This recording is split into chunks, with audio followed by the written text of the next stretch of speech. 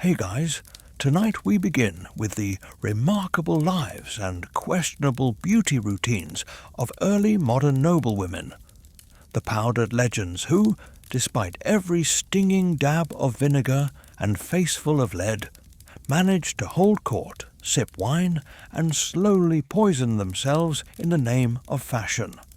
From dangerous skincare rituals to silent fainting behind lace fans, their story is one of elegance, illusion, and survival, just with fewer livestock and more mercury. So before you get comfortable, take a moment to like the video and subscribe, but only if you genuinely enjoy what I do here. And let me know in the comments where you're tuning in from and what time it is for you. It's always fascinating to see who's joining us from around the world. Now dim the lights, maybe turn on a fan for that soft background hum, and let's ease into tonight's journey together. When you think of a noblewoman's life, you might imagine silk gowns, sparkling jewels, maybe a brocade chaise lounge by a sunny window. But for most of them, especially in the 16th and 17th centuries, the daily battle wasn't just about court politics. It was about surviving your own reflection.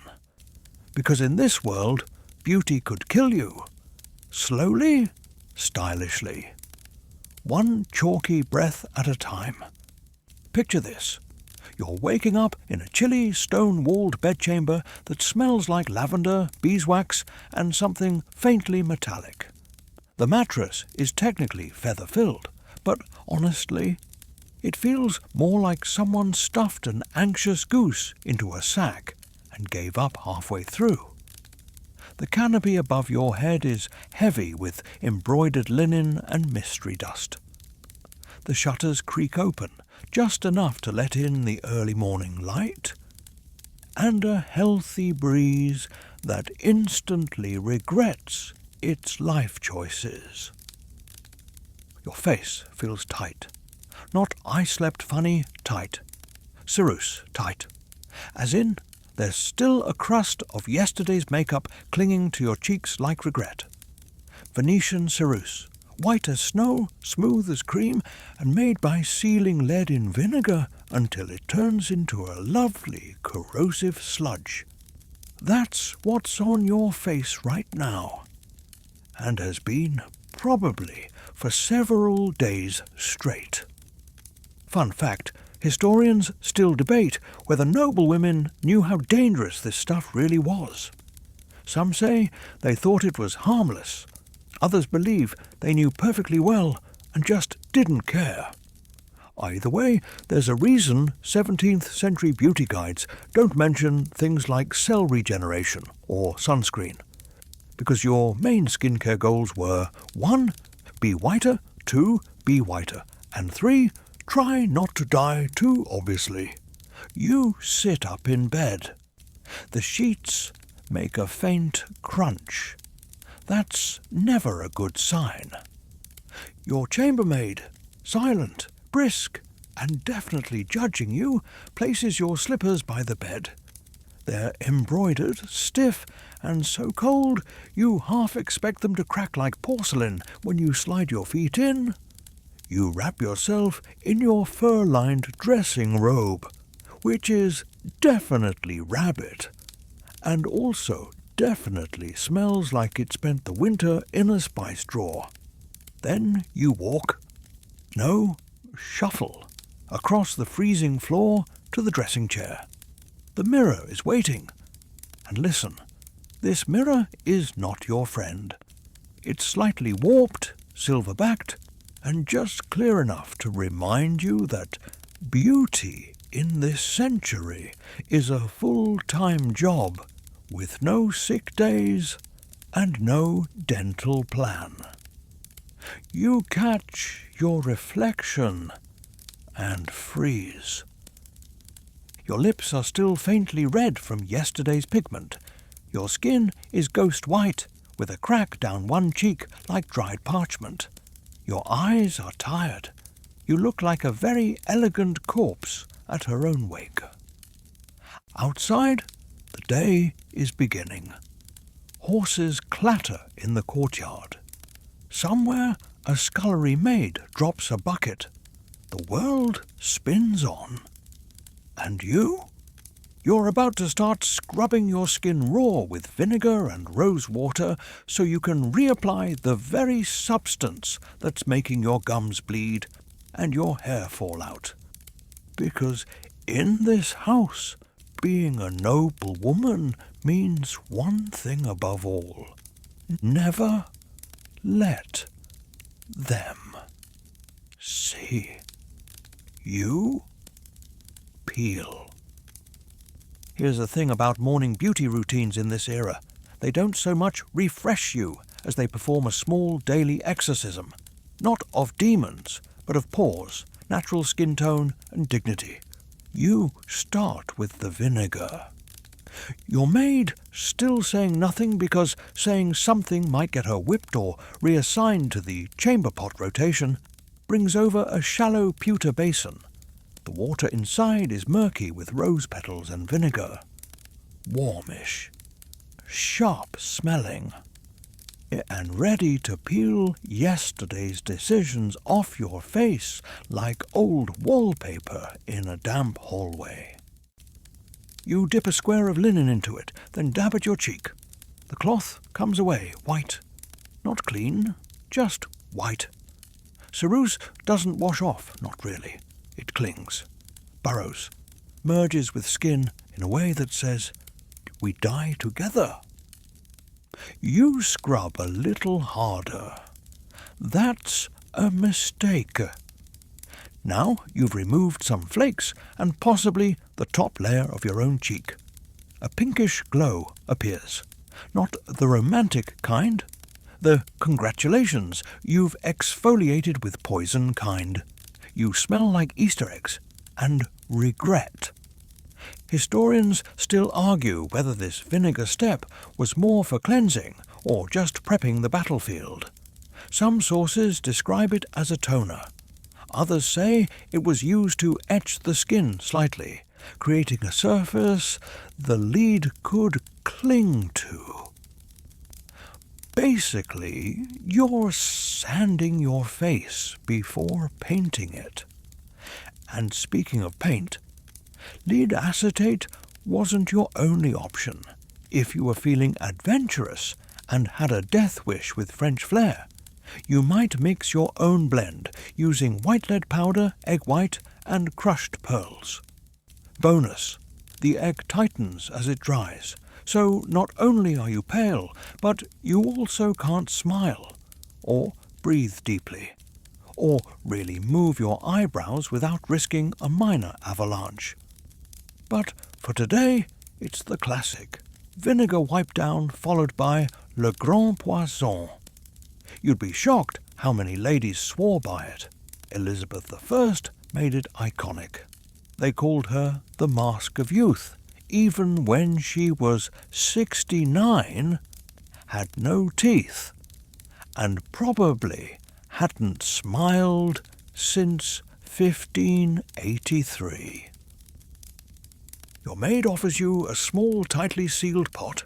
It's pewter, cold to the touch, and inside is the infamous white, smooth, pasty, faintly sour-smelling. If frosting could kill, it would smell like this. You stare at it like it might blink first.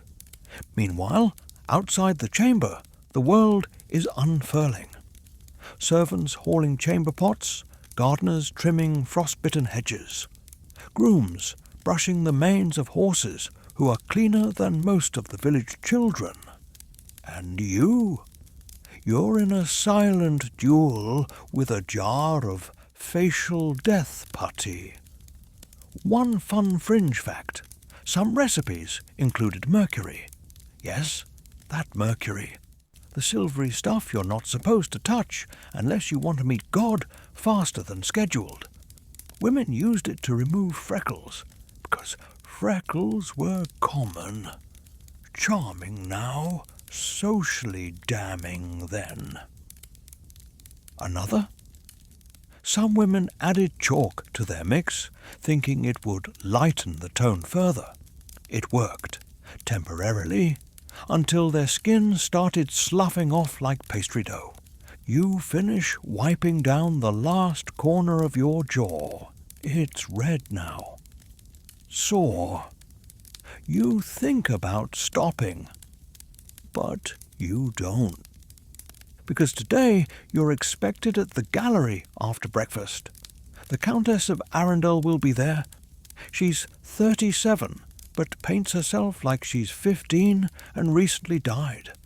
Her forehead last week was so white, it reflected candlelight. Someone said they could read by it. And in this world, that's a compliment. Your maid sets out the brushes. Thin ones for detail, thicker ones for cheeks and forehead. She also lays out the rouge, a waxy, beet-coloured paste made from cochineal or crushed flowers, not for realism, just for the illusion of blood circulation. It's a nod to humanity, while everything else screams, I'm a ghost with land holdings. You sigh. Outside, a bell rings again. Time is marching forward. And you dip the brush. There's a moment after your skin's been wiped raw with vinegar, after the white flakes of yesterday are cleared away, after the sting fades, but before the numbness sets in, where you sit completely still, facing the mirror, and wonder if this is the part where you start to hallucinate. Because right now, in this light, your reflection looks like someone else. Not younger, not older, just emptier. Like your face is a canvas that's been scraped too many times. But the ritual waits. And it always begins with that first dab. You take the brush in your hand. It's thin and soft, made from badger bristles tied together with silk thread. At first, it feels almost luxurious, a whisper across the cheek. But then the paste sinks in. Ceruse has a strange texture, cool and pliable at first, but then sticky, like you're brushing on a lie that doesn't want to be told. You smooth it across your cheekbones, up toward your temple, careful not to pull too hard. Pulling encourages flaking, and flakes mean exposure. And exposure means someone might catch a glimpse of your real face, which, let's be honest, is socially unacceptable. The smell sharpens. You try not to breathe through your nose, but it doesn't matter. The scent clings, sweetish, rotten, faintly chemical. If sadness had a physical form, this might be its perfume. Back in the day, the best ceruse came from Venice. Apothecaries there knew their craft. They'd soak thin plates of lead in vinegar, then dry them until they crumbled into soft white flakes. Those flakes were ground into powder, then mixed with oils or rose water to form a creamy, dangerously deceptive sludge. People raved about it, said it gave the skin a perfect moonlit glow. They didn't mention the hair loss, or the insomnia, or the sudden nosebleeds that started showing up around year 3. You cover your chin, carefully smoothing over the spot where your skin cracked last week. It scabbed, then peeled, then scabbed again. But it's covered now. Smooth, seamless. You are, for all appearances, glowing. It's a strange kind of alchemy.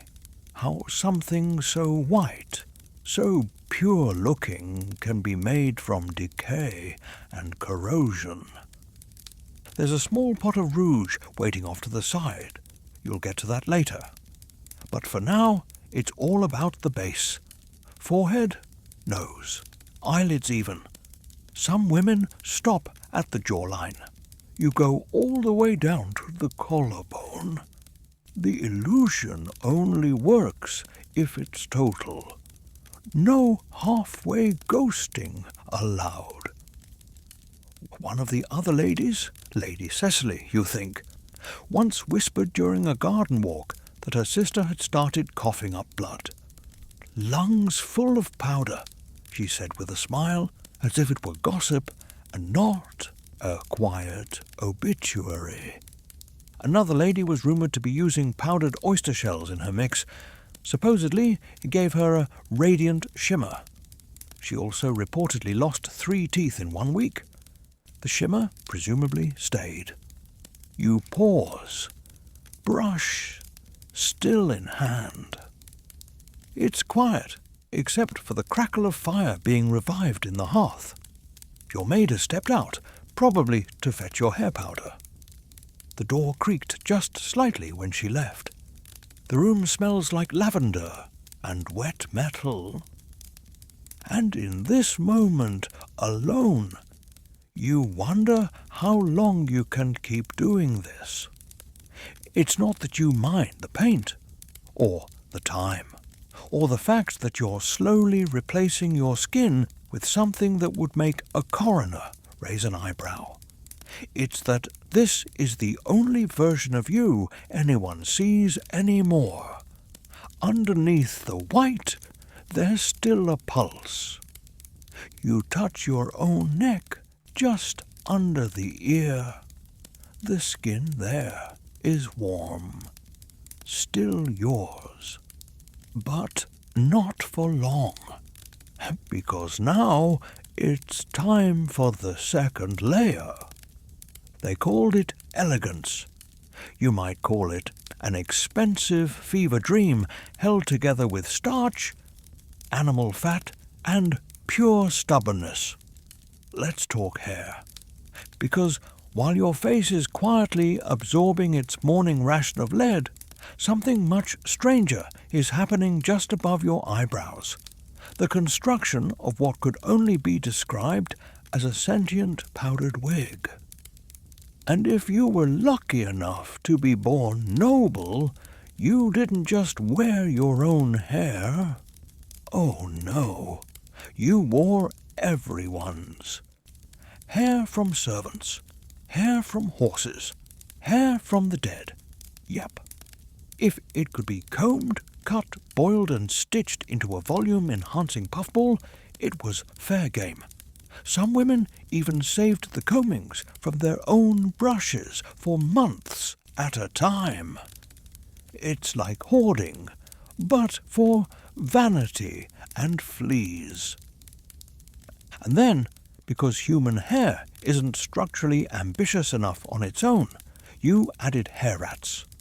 Not actual rats, though honestly, that wouldn't be the weirdest thing this century's done. But little mesh rolls made of old hair clippings, stuffed and formed into miniature sausages. These were strategically hidden under your hairstyle to create that oh-so-flattering I'm-a-tiered-cake-now silhouette. You weren't beautiful until you looked like a 3-story dessert made of shame and scalp. Now let's talk powder. Not a dab of dry shampoo, not a sprinkle of volume. A blizzard. Your freshly puffed hairpiece was doused in floury powder made of rice starch, ground bone, or sometimes even wheat flour. Which is fun until you realize that you now smell like a raw biscuit and have made yourself highly desirable real estate for lice, flower moths, and rodents. In fact, some ladies were so used to dealing with pests in their wigs that they kept silver head scratchers tucked into their fans. Imagine that. A ballroom full of graceful aristocrats politely itching their powdered wigs with miniature forks like elegant raccoons. It gets worse. During particularly hot months, the combination of animal fat pomade, used to stick the wig in place, and warm scalp conditions created a sort of organic fondue situation. Your wig could go rancid, like dripping down your neck rancid. There are documented cases of women waking up to find maggots in their hairpieces. That wasn't a metaphor. That was a Tuesday. And this wasn't optional. Being seen in public without your powder, or worse, your natural hairline, was scandalous. High foreheads were fashionable, so women often shaved their front hair back a few inches. In portraits, you can spot them. The forehead starting somewhere around mid-skull, giving that perfect alien aristocrat profile. Some even plucked their brows entirely and replaced them with mouse skin eyebrows. Yes, you heard that right. Little patches of fur from shaved mice, cut to fashionable shapes, glued above your eyes with fish bladder glue or honey. They had to be removed at night and reapplied daily. God help you if a breeze hit wrong and your left eyebrow suddenly launched into the wine punch. There's an account, possibly apocryphal, but too good not to believe, of a noblewoman who hosted a dinner while her head literally caught fire. The candle chandelier overhead, her heavily powdered wig, and a poorly timed hair bow created a brief but memorable pyrotechnic moment. The fire was doused with champagne. The party continued. To be clear, everyone was doing this. Men too, powdered periwigs, lace-trimmed curls, the full "I'm attending court" or fighting a duel or both aesthetic.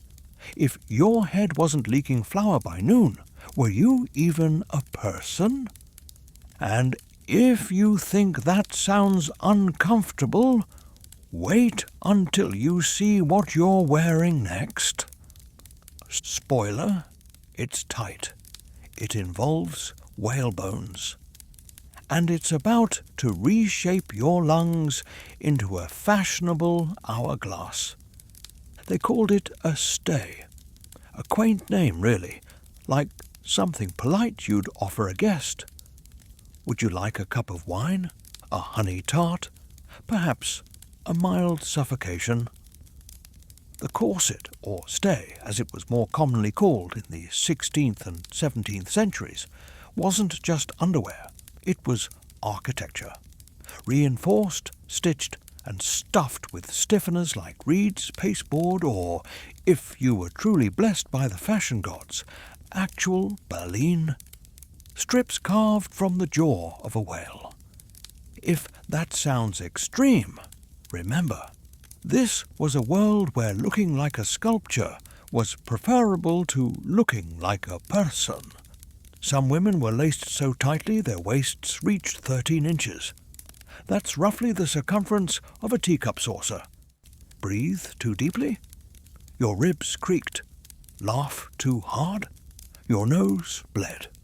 One wrong move during a coughing fit, and you could actually puncture something. And they did all of this just to look delicate.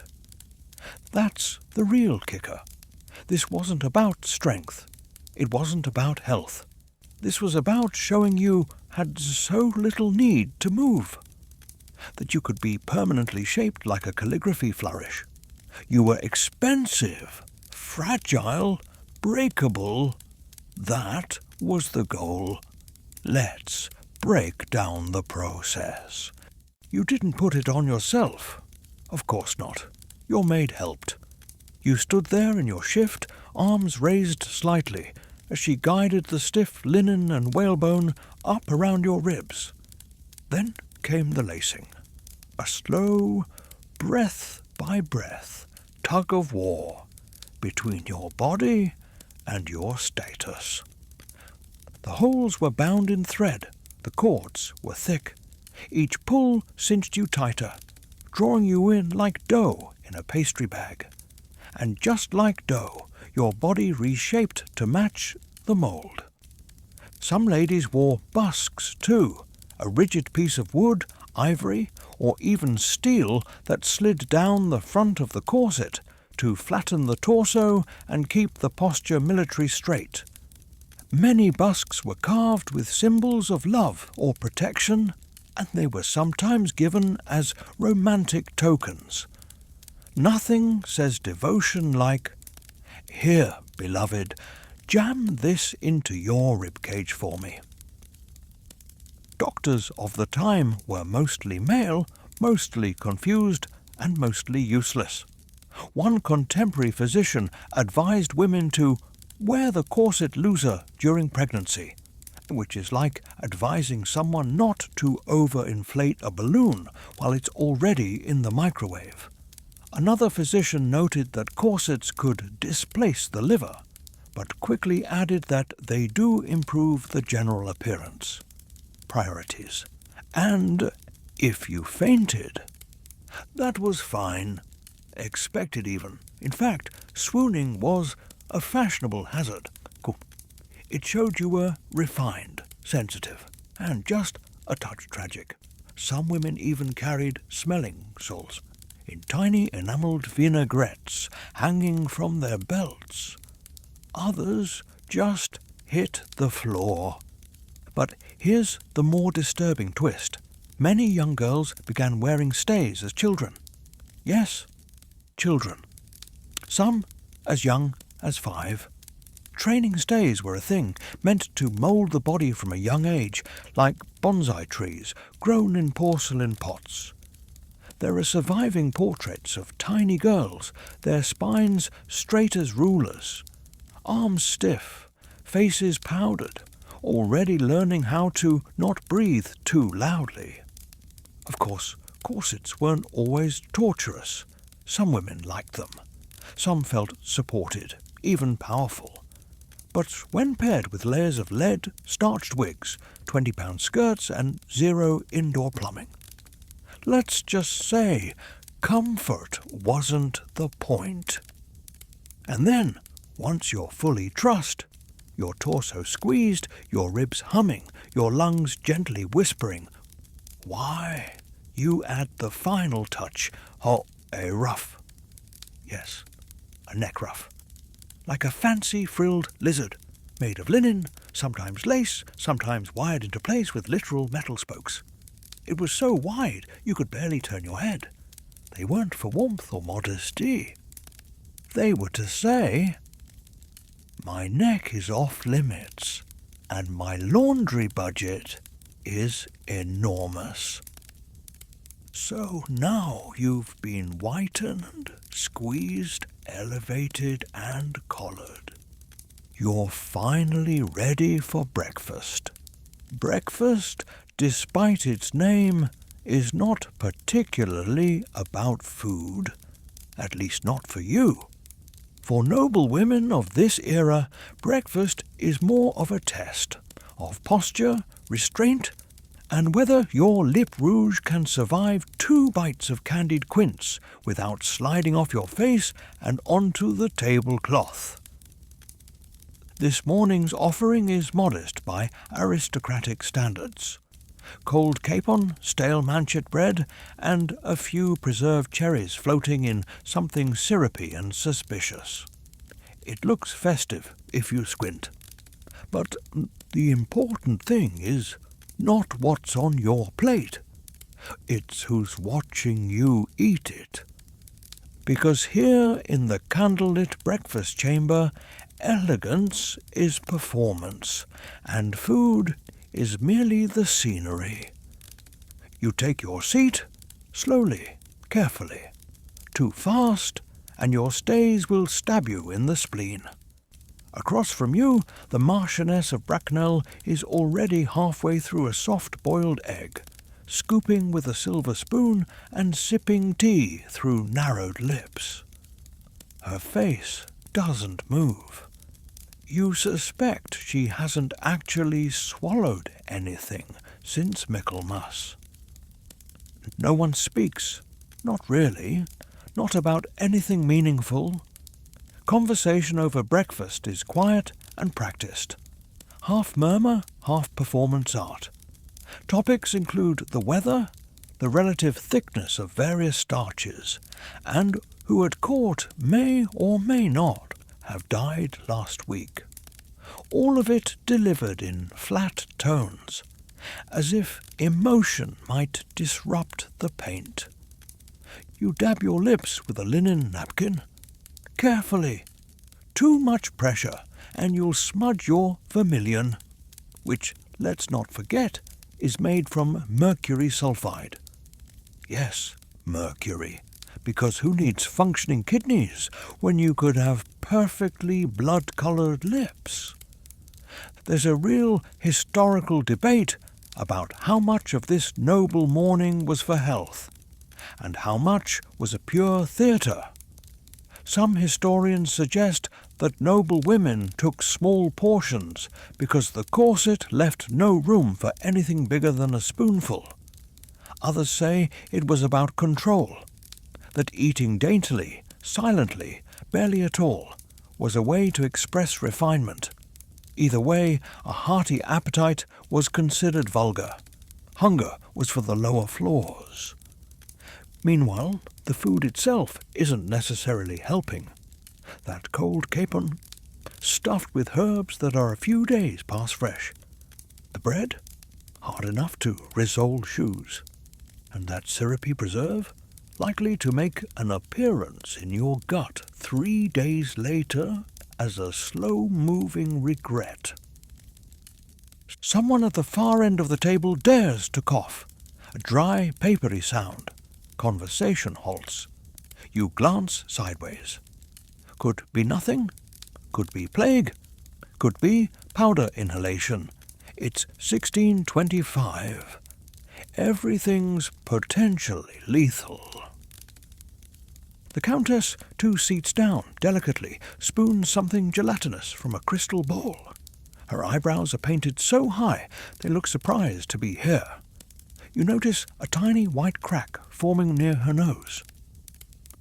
It deepens when she smiles. And here's the thing. They know. They know the paint is flaking, that their rouge is poisonous, that their corsets are squeezing the joy out of their pancreas. But the appearance must be maintained, because the illusion isn't just for others. It's for each other. There's a strange camaraderie in all this silence. The flickering of a dozen tapers reflects off powdered cheeks. The silverware is so polished it could signal ships. You sip wine because the water isn't trustworthy. You chew slowly because your back can't bend. There's a story, a real one, of a noble woman who choked on a pomegranate seed at a banquet and died mid-course. Her mouth was too numb from rouge to feel it. Her guests reportedly paused for just a moment before continuing their meal. Because what else can you do? The dance must go on. So you finish your meal, 2 bites of meat, half a pear, 3 sips of something sweet and suspiciously warm. A bell chimes down the corridor. Time to rise, but not too quickly, because if you stand too fast, you might black out. And there's nothing less fashionable than fainting into your fruit bowl before gossip hour begins. The gallery isn't for art. Not really. It's for women. Technically, yes. It's a long corridor hung with stiff-lipped portraits and fading tapestries, their edges curled like ancient toast. But in practice, the gallery is where noble women glide in delicate battalions, exchanging updates, compliments, and coded threats over the sound of slippers brushing reed mats. It is a battlefield of eyes, fans, and passive aggression. And you are late. Not late enough to be scandalous, just late enough to arrive when conversation is already a few rounds in, and the juiciest rumours are midway through being sliced and plated. You enter like everyone else, tall, slow, chin just high enough to imply detachment, a breath held behind rouge-tinted lips. Your dress whispers as it moves. Everything whispers here, including the walls. A lady greets you with a curtsy and a smile that says she knows what your cousin did in Calais. Another nods so subtly it could be mistaken for a neck spasm. But that's nobility for you. Entire emotions reduced to a flick of the fan and the angle of an eyebrow. Lady Ambrose is holding court near the window. Her face is flawless. Too flawless. That peculiar brightness around the eyes, the strange shine on the temples. It's not light. It's rot. Rumour has it her maid found mould growing on her rouge pot last month and used it anyway. Some say it's not mould, just a new blend. Others claim she hasn't washed her face in 6 days to preserve the layering. You can't stop staring at the place where her cheek meets her ear. The line is too sharp, like the edge of a porcelain plate.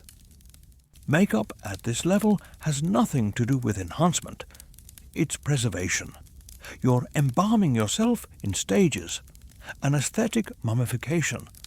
And like all mummies, everyone in this gallery is slowly falling apart under the wrappings. There's a story drifting through the court, no one knows if it's true, of a baroness who began to lose pieces of her face during dinner. First, the jawline cracked. Then the powder around her nose flaked so violently a guest thought she was sneezing. Eventually, she had to excuse herself when her chin slid partially off into her napkin. You think of this now as you glance around. Who will be the first to flake today? Lady Eleanor, perhaps. Her lip is already crusting near the corners. You see her blot it discreetly with a handkerchief, then refold the cloth to hide the smear. Veteran move. Someone whispers that the Dowager Countess has switched to a German ceruse. Apparently it gives a smoother death. Whatever that means. You walk slowly along the portraits. One of the women on the wall looks eerily familiar. Pale face, impossibly smooth. The painter has given her a blush that no human could possibly possess. Her fingers are longer than anatomy allows. Her expression is a mix of boredom and restrained panic. The caption reads, "The Honourable Beatrix Bayeux." No one remembers her. She died childless. Her titles passed to a cousin. Her powdered face hangs on because paint outlasts people. The group shifts toward the far end of the gallery. More talk of travel, suitors, plague. A nobleman's second wife has gone very pale, which in this context could mean many things. Fashionable, sick, recently exhumed. Someone else mentions a fainting in the chapel. The way they say it, you'd think it was a hobby. You catch a phrase, mercury mixed in. Not just lead, Ah, good. Innovation. The air is getting close. Powder floats invisibly. A dry tickle forms in your throat, but you don't cough. Not here. Coughing is for servants. Or the dead. As the ladies drift toward the solar for the next ritual, letters, embroidery, or, if you're lucky, narcotic lozenges, you stay behind just a moment longer. The gallery smells of starch and rotting roses. A fine mist of perfume clings to the floorboards. You glance back at the portrait. Beatrix stares out. Pale, perfect, forgotten. You wonder how long your own face will hold. Solars are supposed to be warm. That's the point. A private chamber with high windows and sunlight streaming through warped glass, built for letters, quiet needlework, and pretending your joints aren't throbbing from the cold limestone floors of the rest of the house. But this solar smells like apothecary oil and damp parchment, and the man currently unpacking glass jars onto your writing desk does not look particularly sunny. He is your apothecary, a professional poisoner by another name, not because he intends to harm you, though he might incidentally, but because that's simply what his trade provides. Painkillers made from poppy, creams made with quicksilver, lip tints that double as nerve toxins. If court life is a performance, he's the backstage tech, and the props are lethal.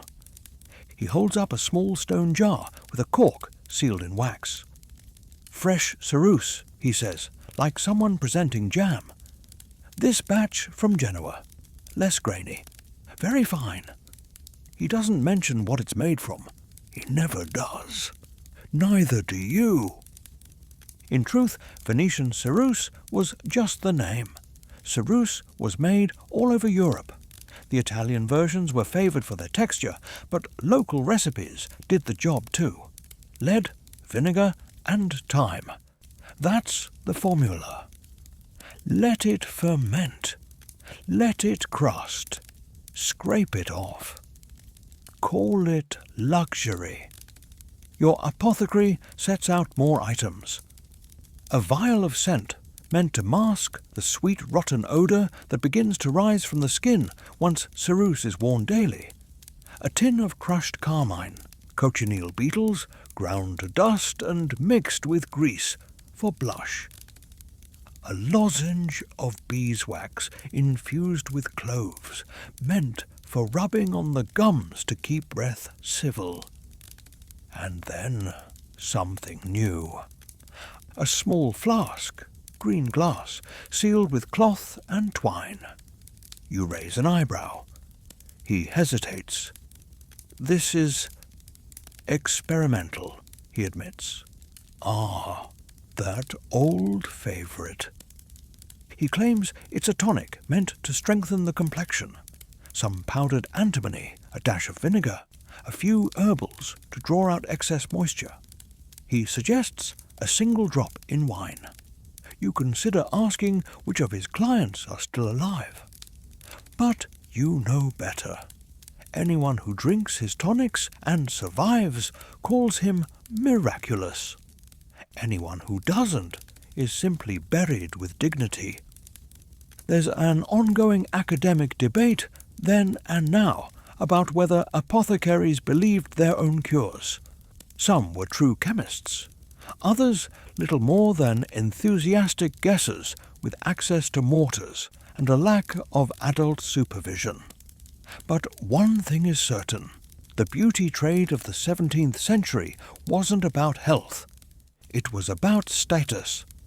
And that means results, no matter the ingredients. As he leaves, he reminds you to store the rouge away from the fire. You don't ask why, you already know. It melts, and when it melts, it runs.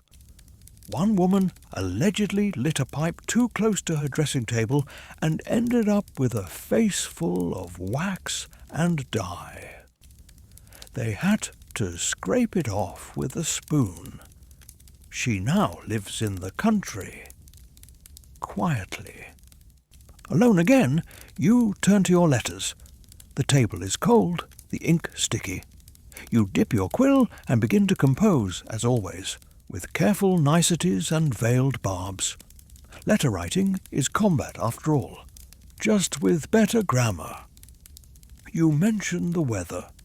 You compliment a cousin's new portrait, though the painting makes her look like a startled pastry. You inquire after a certain viscount purely out of politeness, though you'd rather he swallowed a button. And as you write, you glance at the new jar of ceruse. It gleams faintly in the sun.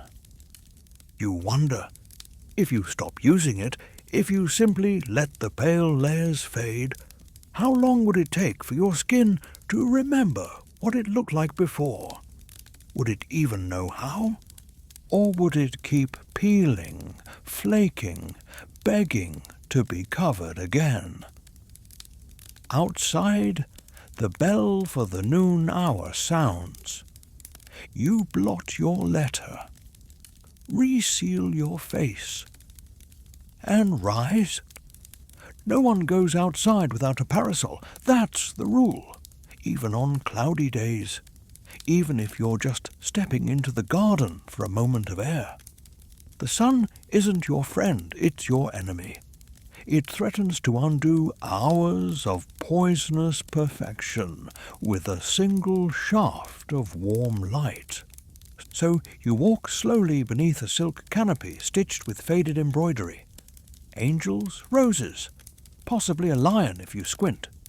The handle is bone, heavy in the hand, like a scepter if scepters were designed to say, "I own land and fear freckles." The garden is quiet. Bees hum near the yew hedges. The marigolds are bright and smug, blooming as though they've never seen suffering. You pause near a sundial. It's wrong, of course. The shadow points to an hour that makes no sense, but no one checks it.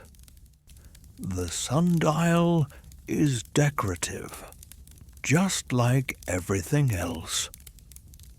You aren't alone. Another lady drifts behind the fountain, her gown brushing the gravel path. You exchange the nod, the noblewoman's equivalent of a grunt. Her skin is the colour of cream and exhaustion. A flush on one cheek, possibly real, possibly rouge, possibly fever. And then you notice her left hand, gloved, even in this heat. Not a fashionable glove, no lace, no trim. Just plain linen, pulled tight over the wrist and fingers. You know what that means. Smallpox, or at least the scars. It's an unspoken fact in court circles that many noblewomen carry the pox marks somewhere. Cheeks, forehead, chin. The disease doesn't discriminate, and no amount of status stops a virus. But here's the catch. If the marks are shallow, they can be filled, literally, with wax.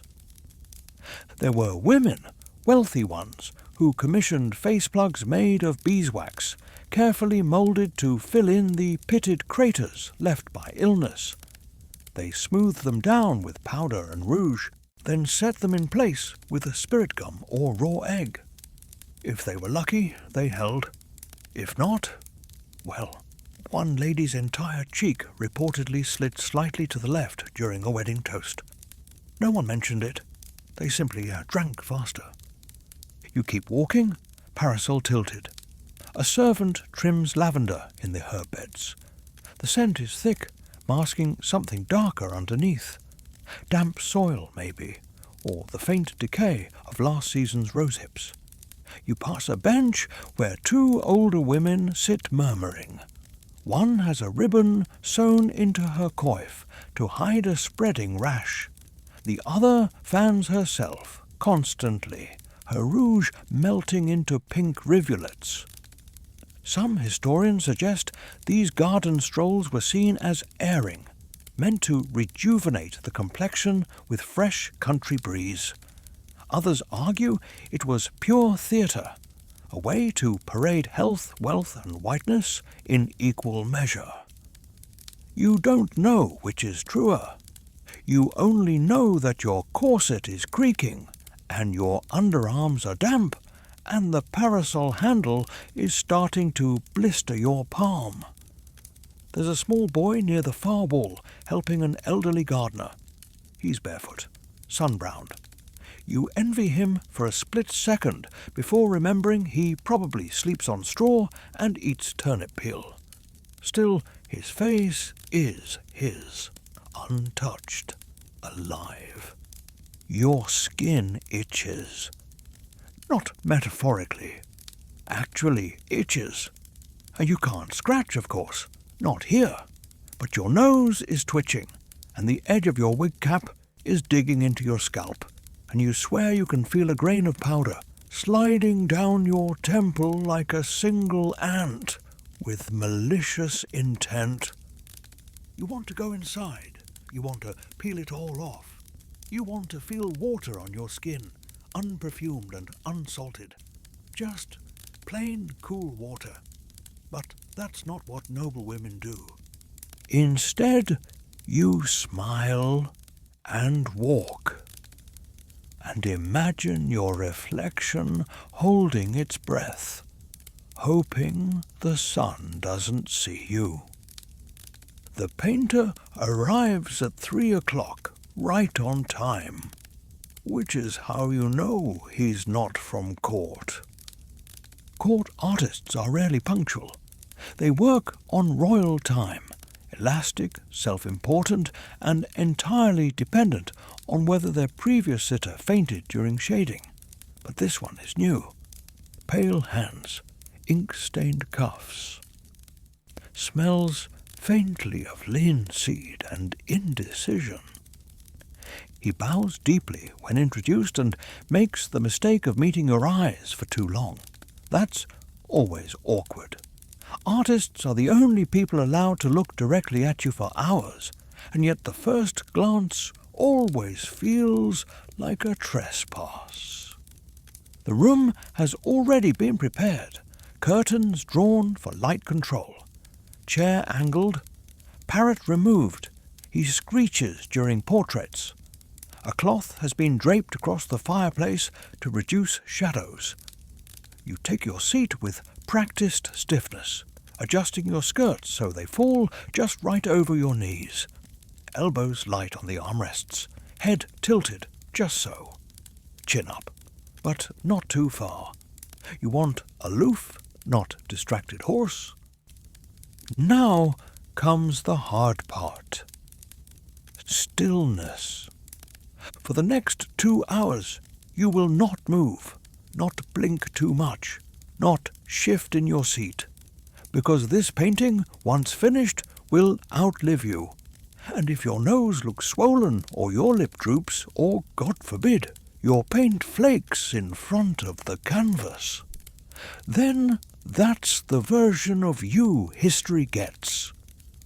Women have been immortalized this way for centuries, compressed into posture and powder, frozen in oil and lies. Some painters flatter, others simply don't know how to render decay with grace. There's a famous portrait in the Queen's Gallery of Lady Elizabeth Hamilton, where her right cheek looks like someone tried to spread frosting over a sponge. Her grandson says it was artistic interpretation. Her contemporaries say it was just bad ceruse. You sit her as the painter sketches. First with charcoal, faint lines that capture the bone beneath the beauty. He murmurs compliments without waiting for replies. Such clarity of brow, a graceful set of the jaw, eyes like a calm pond. You know these lines. You've heard them before. Once from a musician, once from a man who died the next week of sweating sickness. He asks if you'd like to be depicted with a book or a flower. You choose the book. It suggests intelligence without threatening it. The flower is for women who die young. The book is for women who marry badly. There's an odd hush as he mixes his palette. Pigments ground by hand, lead white, of course, vermilion, umber, a green made from crushed malachite. The colours are beautiful, deadly. The room smells faintly of spirits and turpentine, which is a nice change from vinegar and powdered starch. And as he paints, you start to feel it, that soft slip between reality and pose. Your back aches, your arm is going numb, but your expression remains composed, regal, untouched. The mask holds. There's a theory among art historians that many of these portraits don't actually show what women looked like, but rather what they wanted to be remembered as. Which raises a question: how much of yourself do you have to erase to become timeless? You once heard about a lady who demanded her portrait be altered so heavily that by the time it was delivered, it looked like a completely different person. She hung it in the hallway anyway, told guests it was her cousin. No one questioned it. That's the power of paint. Eventually, the painter steps back, studies you, adds a few final lines, then thanks you, bows again, and gathers his things. He'll return tomorrow, or the next day, or whenever he thinks he can capture your cheekbones without betraying the tiny pitted scar near your jaw, the one from when you fell as a child, the one you've covered every day for 20 years. You leave the room without looking at the canvas, because you already know what's there. A perfect ghost of you, better than real. It doesn't happen all at once. Fainting is more of a gentle betrayal. First, your ears start to muffle, like the world's been wrapped in wool. Then the floor tilts just a little, barely noticeable, like a boat shifting in calm water. You blink once, twice, trying to steady your gaze on the tapestry across the corridor. Something about falcons. You've seen it 100 times. And then your knees forget what knees are supposed to do. There's no drama, no scream. You simply vanish from vertical existence. By the time your maid reaches you, you're already sliding down the wall like spilled pudding. One shoe has come loose. Your corset, faithful tyrant that it is, hasn't budged. You've collapsed neatly, which is honestly impressive, given the architecture of your dress. Fainting wasn't uncommon among women of your class. In fact, it was practically seasonal, a side effect of not breathing properly, eating too little, and absorbing daily microdoses of poison through your skin. Combine that with stiff posture, dry air, and 14 pounds of clothing. And yes, occasionally your blood simply decides to lie down. There are household protocols for this.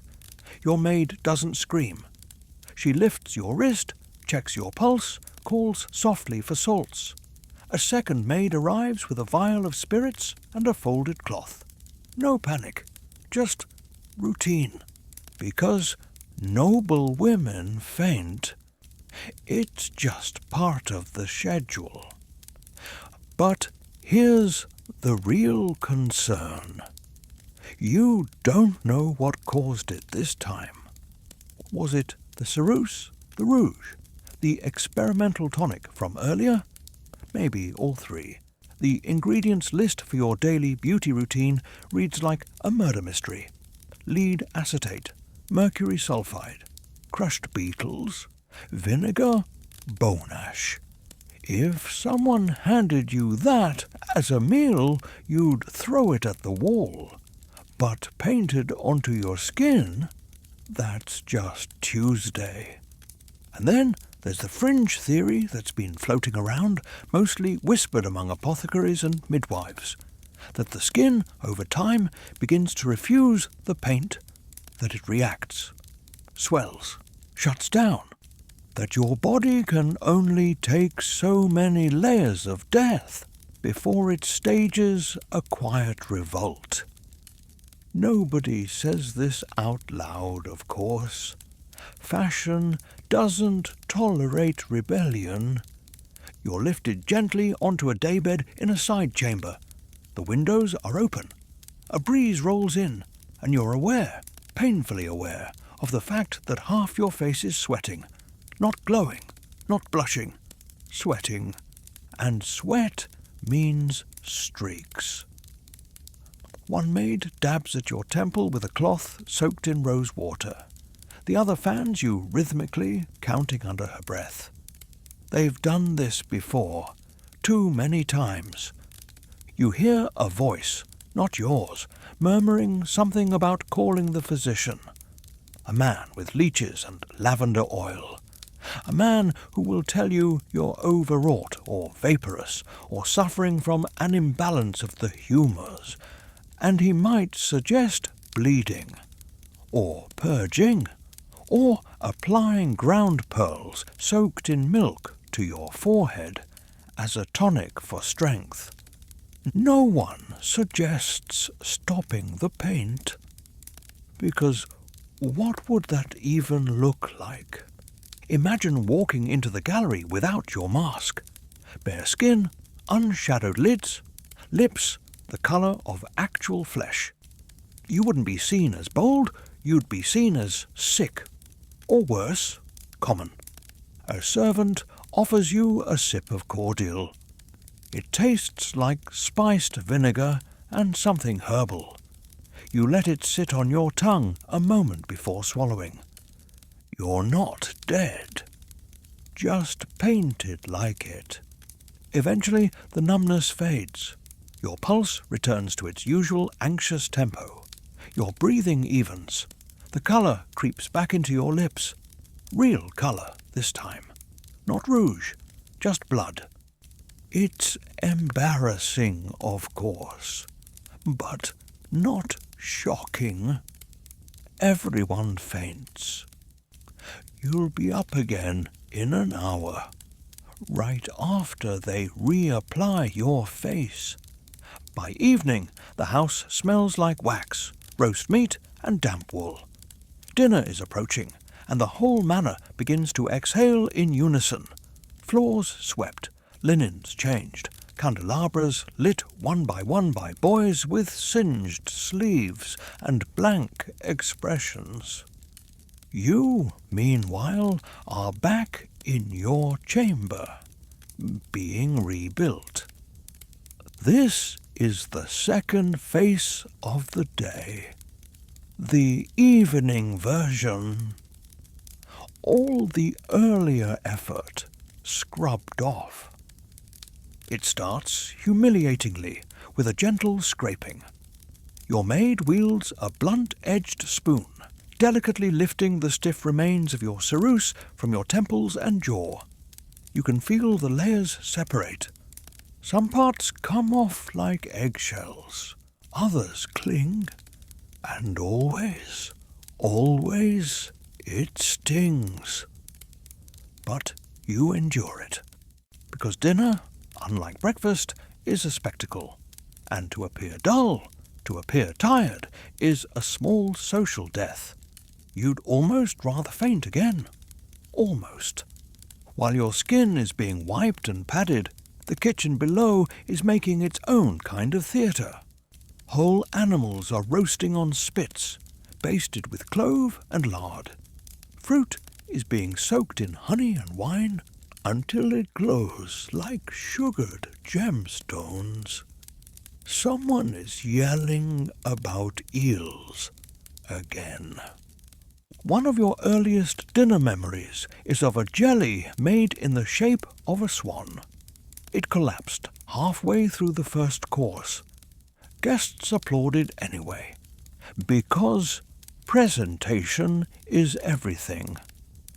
And in the realm of beauty, that presentation often involves outright deception.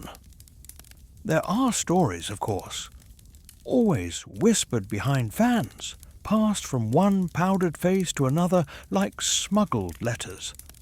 One tells of a duchess who layered so much white lead on her skin that it cracked under the candlelight and flaked visibly onto her gown. When someone pointed it out, kindly, she blamed it on dandruff and had her maid fired. Another tale, almost certainly true, involves an entire court of ladies who began using arsenic wafers, thin pressed tablets said to purify the complexion from within. And it did, briefly. The skin went white, the eyes shone, the appetite vanished, and then came the vomiting, and then the funerals. Yet the fashion persisted, because if arsenic makes you look like a goddess before you die, well, that's a trade some are willing to make. Your own face is now freshly coated. A new batch of ceruse, smoother this time. Your maid mixes in a touch of almond oil to help it glide. It doesn't help. It still feels like guilt going on cold. You add rouge, not too much, just enough to suggest that you might still be among the living. Rouge is tricky. Too faint and you look tubercular. Too strong and you look drunk. Or worse, French. A hint of kohl for the eyes applied with a stick of burnt fruitwood. It smudges, as it always does. But smudging is in fashion this year, possibly to disguise all the crying. One last touch. The beauty patch. A small circle of velvet, black or dark blue, glued to the cheek or near the eye. It's meant to highlight the pallor of the skin. There's a whole secret language to it. Where you place the patch says something. Near the mouth means flirtation. By the temple, passion.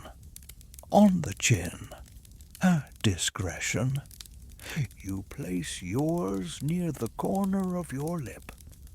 Let them wonder. When you descend to dinner, the candles are already burning low. Shadows flicker across every wall. And here they all are again. The noble women in their ghost-white elegance, the men stiff in brocade, their faces pink with wine and assumption.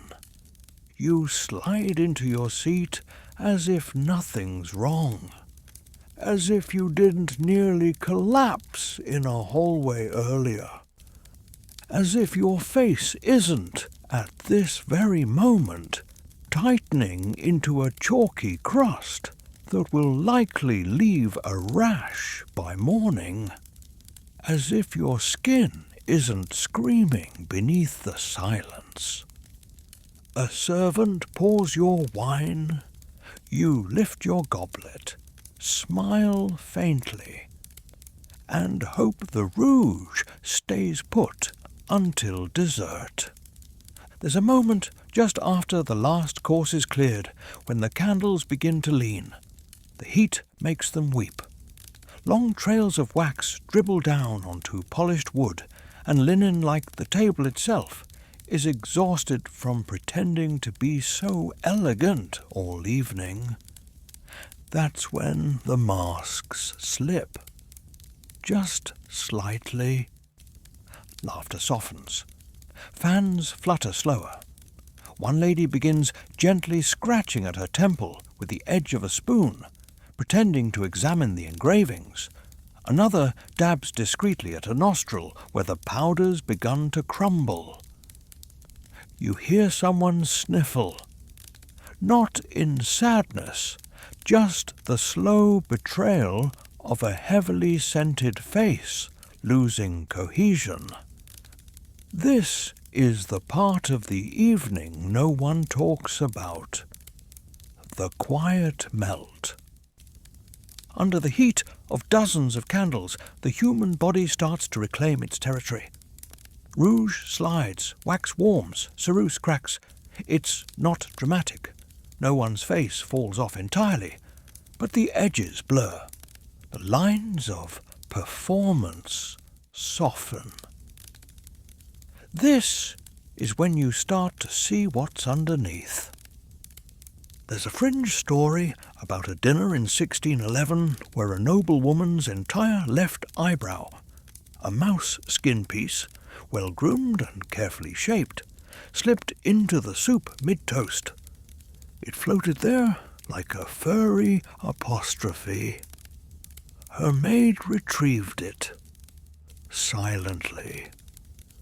The course continued. Tonight, thankfully, no eyebrows go swimming. But the candles do their work.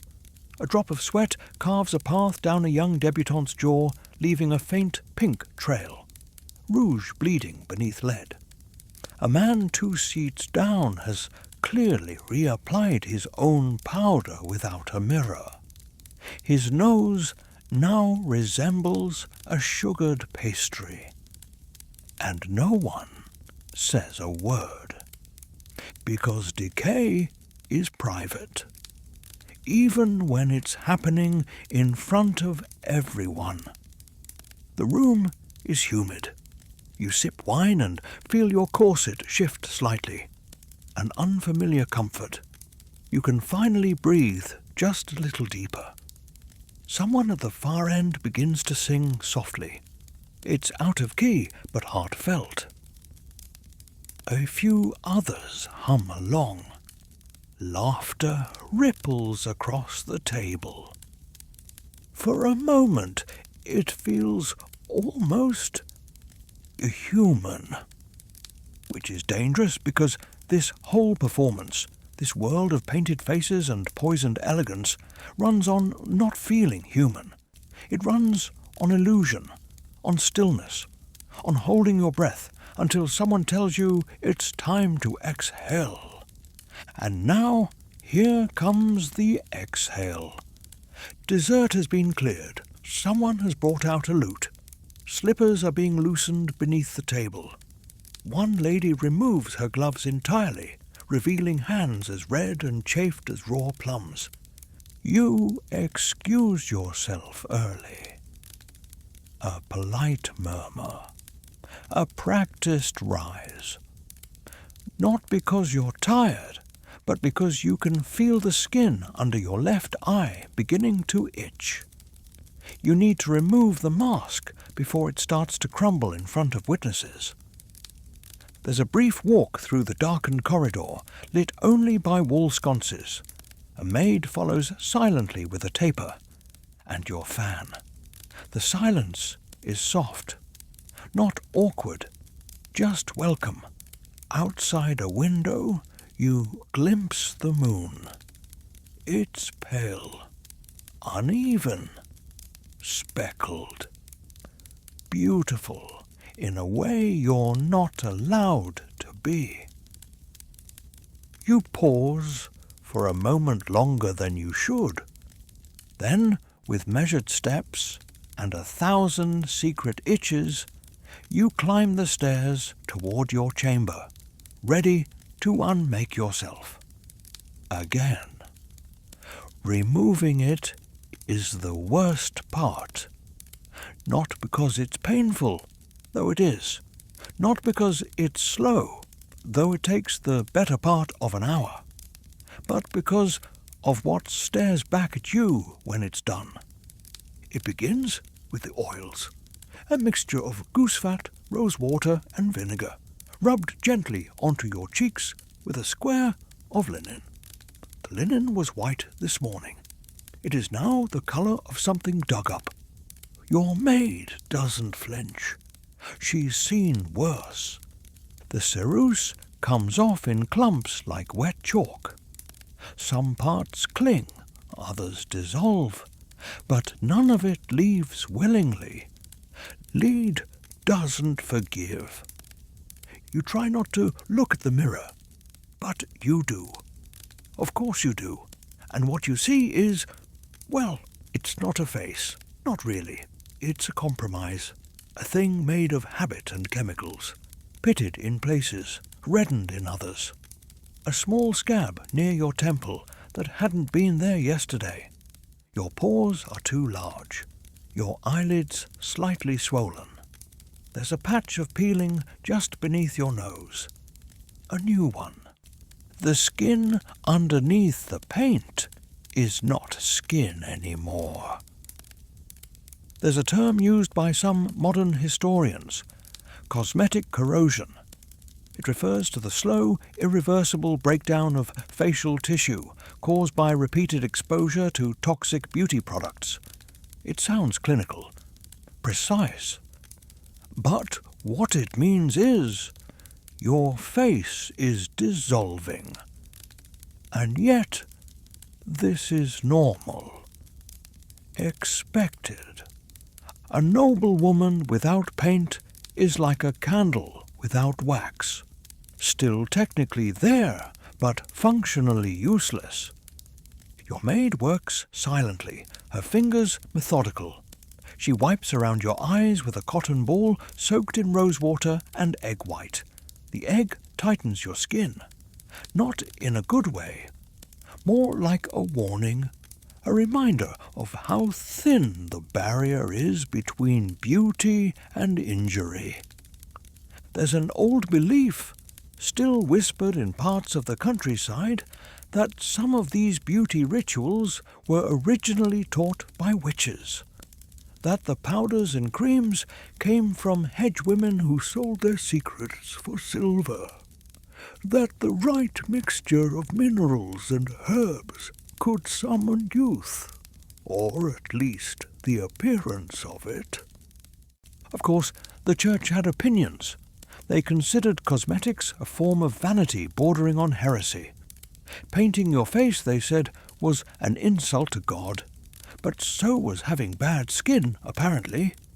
There was no winning. By the 17th century, even priests had largely given up on trying to police it. Noble women painted, and that was that. The only real judgment came when it went wrong. And it often went wrong. There's the case of Lady Adeline Howard, whose face blistered so severely from a faulty batch of ceruse that she took to wearing a veil indoors. Another of the Countess of Rothbury, who had to have part of her upper lip removed.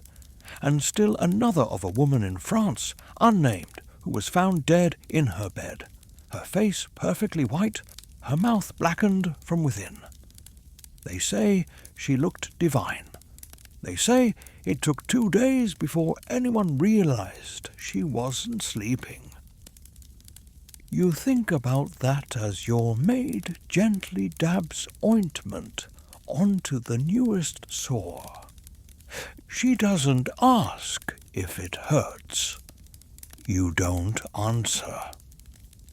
She brings out a small wooden jar, a salve of honey and marigold.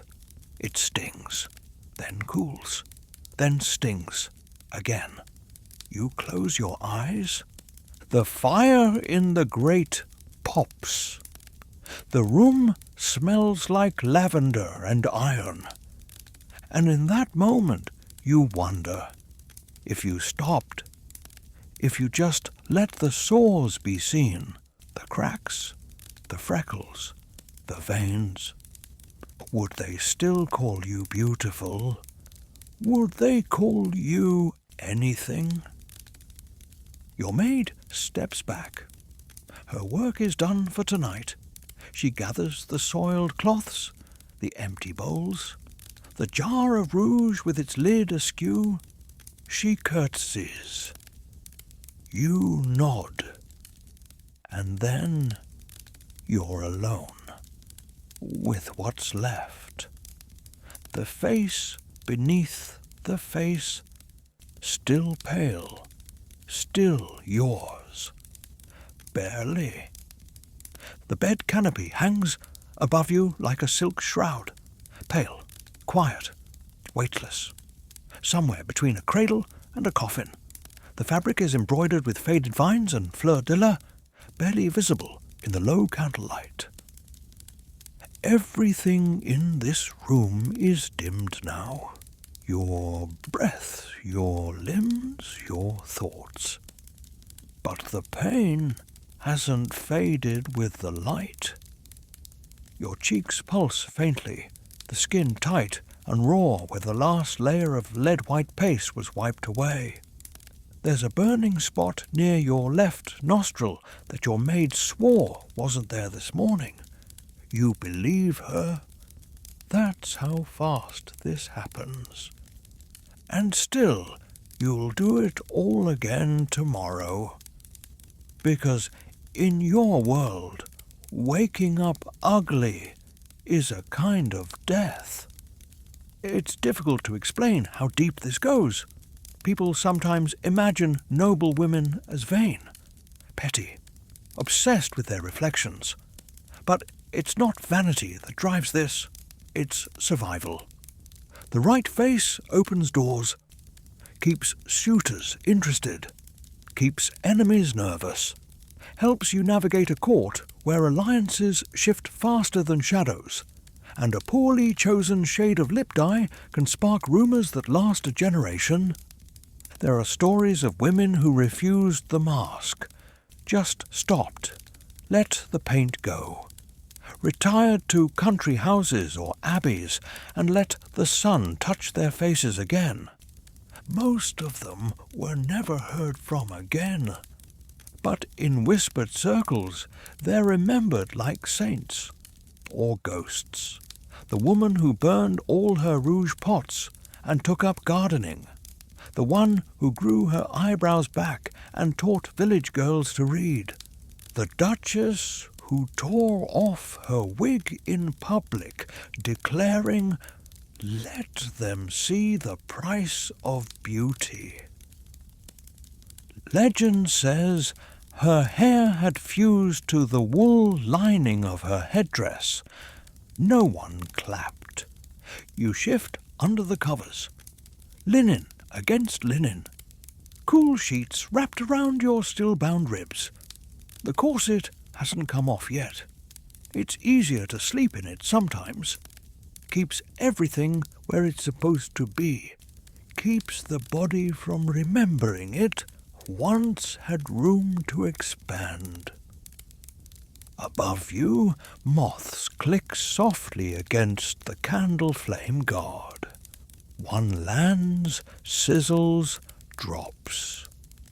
The room smells faintly of honey and vinegar, of rose water and something metallic beneath it. Not blood, not quite, just the ghost of something human under all the silk. There's a rumour, documented in a physician's notes from 1664, that a noble woman's chamber was found to be so saturated with mercury and lead particles that it caused birds to die on the windowsill. They'd land there, chirp once, and fall over. He called it an invisible poison fog. You wonder if you're sleeping in one now. Your maid reappears for the last ritual of the day. She carries a pewter bowl filled with warm water steeped in chamomile. She wrings out a cloth and presses it to your brow. Gentle, ritualistic, like preparing you for burial. And maybe, in a way, she is. Your daily transformations, face to mask, breath to silence, colour to paleness, ends here. The alchemy reversed, but only for a few hours, just until morning, when the pot lids will open again, when the vinegar will sting, and the rouge will return, and the lashes will be darkened with ash and wax, and you will begin again, painted, pressed, preserved. But for now, the world slows, your heartbeat settles, the weight of the mask lifts, even if your skin still remembers it. And for one rare moment, under the safety of linen and low light, you allow your face to simply exist, unpainted, unseen, still breathing. As the candles die down and the shadows soften across the chamber walls, the silence grows warm and heavy. Nothing more is required of you, no glances to return, no colour to apply, no powder to endure. Just the soft hum of sleep and the memory of your true skin beneath it all.